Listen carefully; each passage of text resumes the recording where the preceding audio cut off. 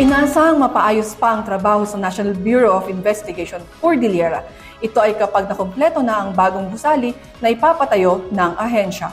Karagdagang detalye, hatid ni Debbie Gasina. Inaasahang mahasa pa ang law enforcement at investigative capabilities ng National Bureau of Investigation Cordillera kapag naipatayo na ang bagong 6-story regional office building sa Baguio City. Nitong Hunyo 3, isinagawa ang groundbreaking ceremony para sa proyekto.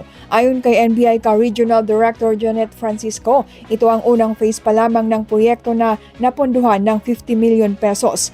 Anya, humingi na rin sila ng karagdagang pondo para makumpleto ang buong gusali.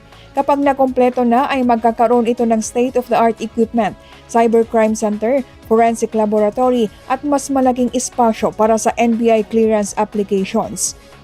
We requested for additional 300 million budget. Mas malaki siya and then mas friendly sa mga clients po natin and also meron na po siya mga state-of-the-art equipment and lastly, mas magiging maginhawa na po ito para sa mga empleyado unlike the old building na talagang medyo lumang-luma na po talaga kasi almost 48 years po yan na nagsilbi sa amin ang old building. Binigyang diin naman ni NBI Assistant Director Eric Mercado na magbago man ang struktura at mga pasilidad ng NBI, mananatili ang kanilang commitment para sa tapat na serbisyo sa bayan. Maaaring may dumarating na mga opisyal, nababago ang mga namumuno, pero isa po ang nanatiling matatag, matibay at ating pinagmamalaki.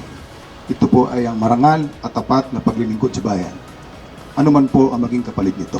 Nagpahayag naman ang suporta si Mayor Benjamin Magalong sa proyekto kung saan tiniyak din ito na handa ang LGU na magbigay ng kinakailangang suporta ng NBI. Natutuwa naman ako na finally magkakaroon na maayos na workplace ang NBI kasi naawa ko sa kanila eh.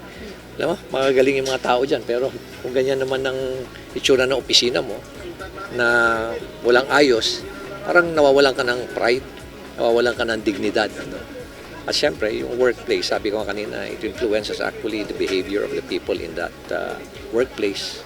Ang bagong NBI Regional Office ang papalit sa lumang gusali ng ahensya na ipinatayo noon pang 1978. Debbie Kasingan para sa PIA News, Cordillera.